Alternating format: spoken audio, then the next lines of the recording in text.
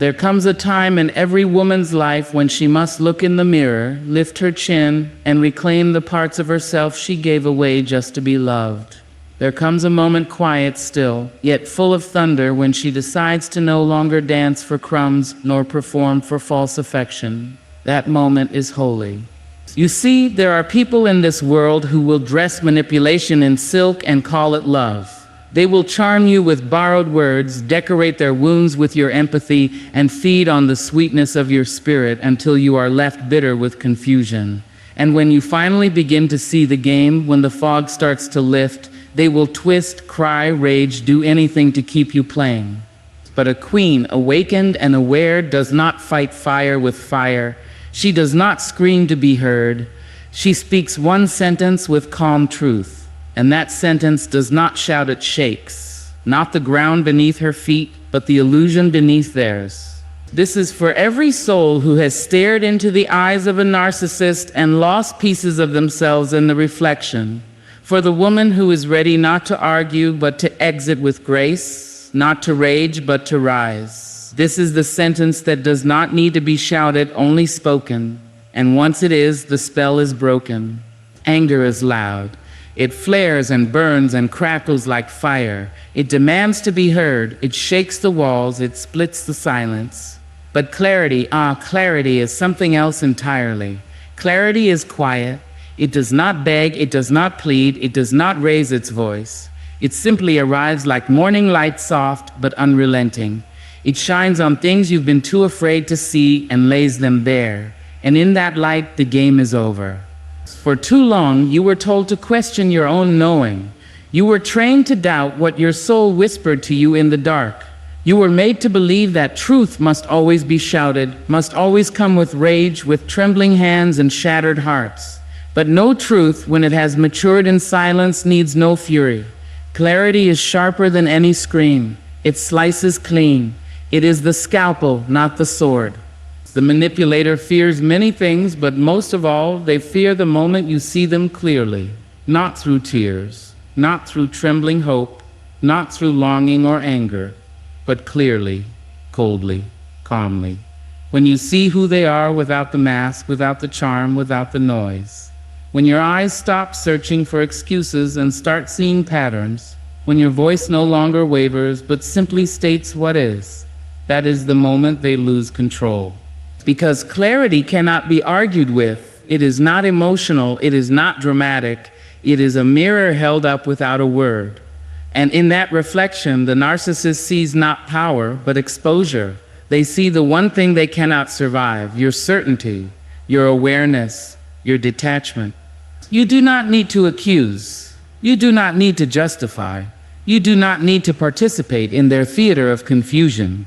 When you are clear, you are untouchable. You are no longer in the web. They cannot trap what refuses to dance. They cannot twist what refuses to bend. Your clarity is the closing of the door without a slam. It is the exit without a backward glance. It is the unspoken truth that cuts deeper than any insult, deeper than any revenge. It is in your stillness that they begin to unravel. It is in your calm refusal to engage that they panic. And it is in your clarity that they see they have no power left, not because you shouted, but because you finally stopped explaining. There is a silence that breaks the soul, yes. The silence of fear, the silence of being erased, the silence that follows too many compromises. That silence is not what we speak of here. No, beloved, we speak of another kind of silence, the kind that is deliberate, the kind that is sacred, the kind that is sovereign. Your silence is not weakness. It is not surrender. It is not you turning your back on truth. It is truth sitting calmly inside you, too full to spill, too mighty to be wasted on ears that only hear themselves. You have come to understand that words are energy, and your energy is no longer available to feed the insatiable hunger of manipulation.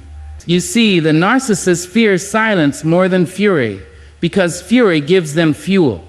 Fury is fire to their drama, a sign they still have control. It tells them you are still tethered to the story, still reacting, still dancing inside the chaos they created.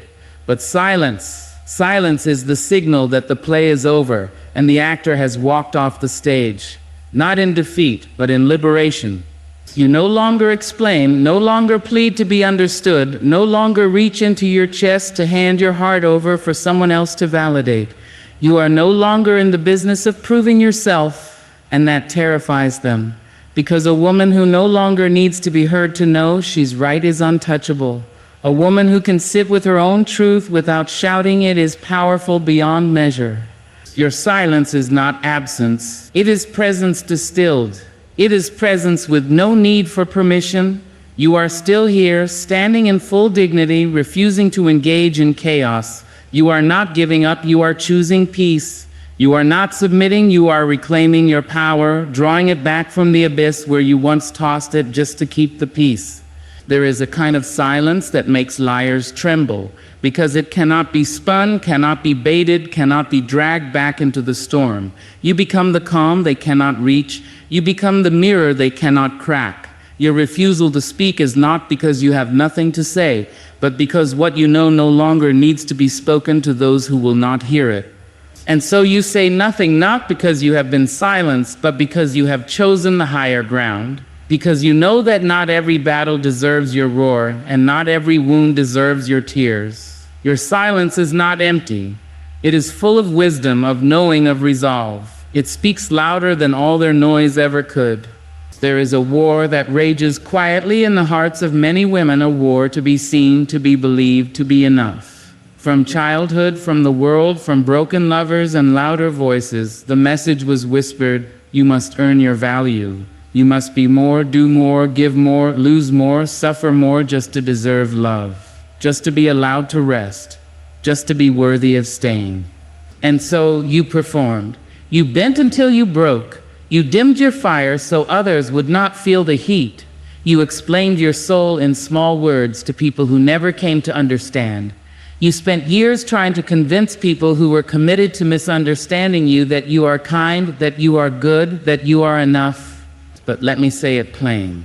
Let me say it with the weight of every woman who ever learned to carry herself in silence. You do not need to prove your worth, not to a narcissist, not to someone who confuses power with love, not to those who only see your reflection through the mirror of their own brokenness. Your worth is not a debate. It is not a question to be answered, not a prize to be won, not a vote to be cast.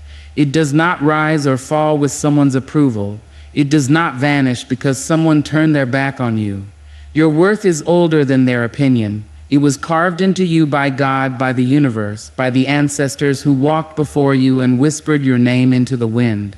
A narcissist will have you believing that your value depends on how well you serve their chaos. They will make you feel that unless you explain every feeling, agree with every falsehood, defend your every breath, you are somehow guilty. You are somehow unworthy.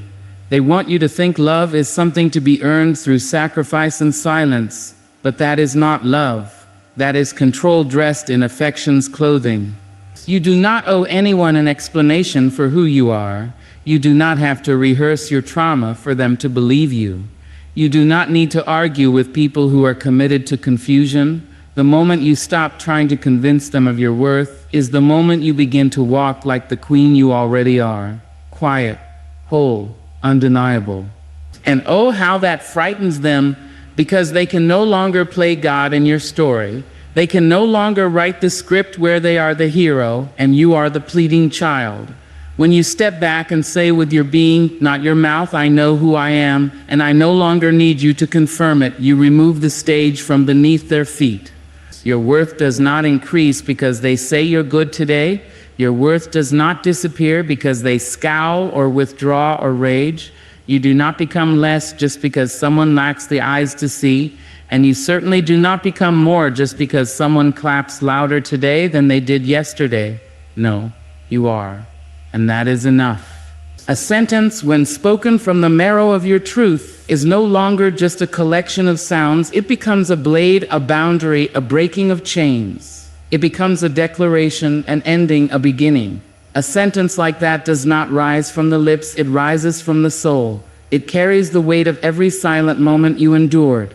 It carries the echo of every time you were gaslit, minimized, or made to feel small for simply having a voice. It is not noise, it is power made audible.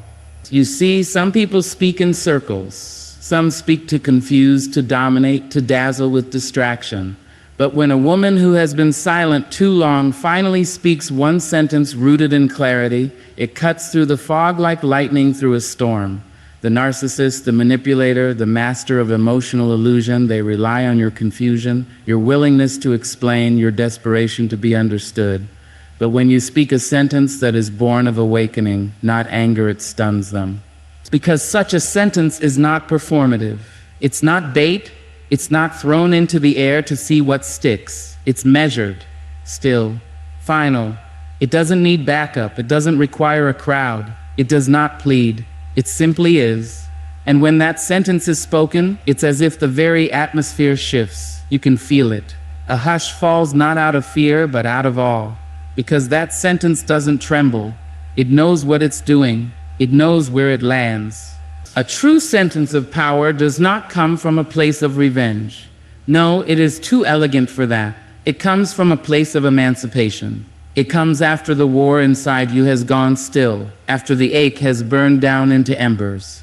You are not trying to win anymore. You are not trying to be liked or forgiven. You are simply stating a truth that liberates you, and that, my love, is terrifying to someone who survives off your confusion.